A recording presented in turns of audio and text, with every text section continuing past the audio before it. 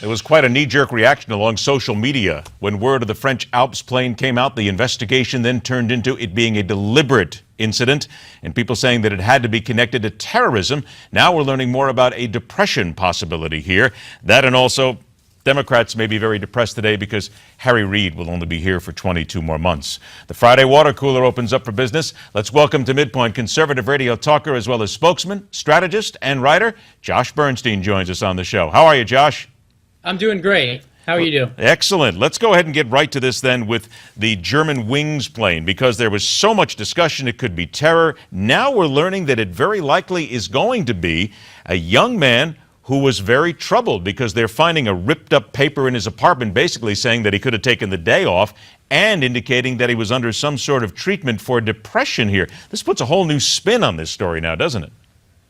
Well, it does. I think it's interesting. The latest developments are the fact that there was a note from a doctor that was he ripped up and did not give to his superior officers. But ultimately, they talk about, the media has talked about the fact that he had about 600 hours of flying experience on the commercial jet. He came right out of training. He had depression issues and things like that back in the day. He left training and then came back. But what they're not explaining, or at least not too many have been really talking about, is the fact that this was a 28-year-old kid who, by the way, started flying at the age of 14. So this is someone who's been flying for half of his life. He got his glider's license at 14 years old. It seems to me as though that would be quite a bit of experience. Now, granted, I'm not an airline pilot, and I'm sure that there's a distinct difference between a commercial pilot and maybe flying, a smaller jet, prop plane or what have you. But it does show that he had experience, quite a bit of experience.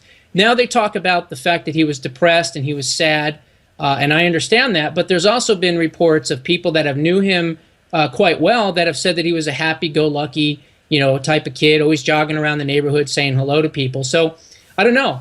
There's absolutely no evidence that this guy was ready to kill himself, that this guy was thinking of anything. But then again, you have to consider then this seems to be more or less a crime, if you will, of opportunity, because it's not as if he could pick the exact time that his co-pilot would be leaving the flight deck to when he could do it. He was over the Alps. Who knows? He could have done this at any time. This just seems like a spur of the moment.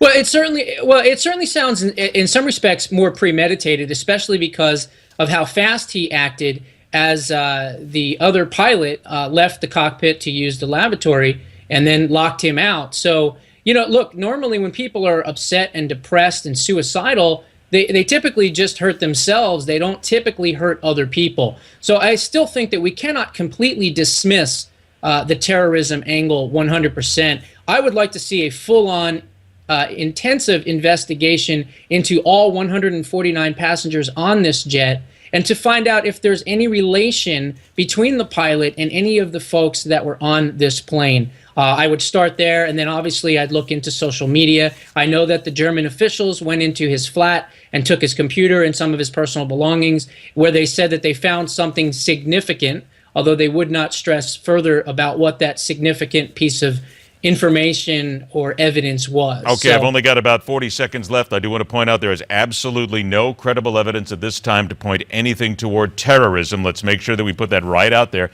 Nothing credible from a credible agency. 30 seconds left. Harry Reid says he's gone in 22 months. Good news for the Republicans? I would say so. Certainly good news for the state of Nevada. I don't believe there's been a more divisive Senate Majority Leader since probably Tom Daschle on the Democrat side. So, look, I'm glad to see that he's gone. Hopefully he'll be replaced with a Republican, and that state can start turning back to red again. 10 seconds. Is there a Republican you see on the horizon, perhaps, to take that seat? Don't know yet. I think that there's going to be some people out there running. I know that one word was mentioned, Niger Innis, who is a great patriot. Who knows? He may throw his hat in the ring, but we shall see what happens. And an occasional guest right here on Newsmax as well. Josh Bernstein, a pleasure. Thank you so much for joining us. Great weekend. We'll talk again. Thank you. All right, take care. We are not quite done with the politics just yet, because it is a thankful and fitting close to this week. Get ready. The political punching bag is next.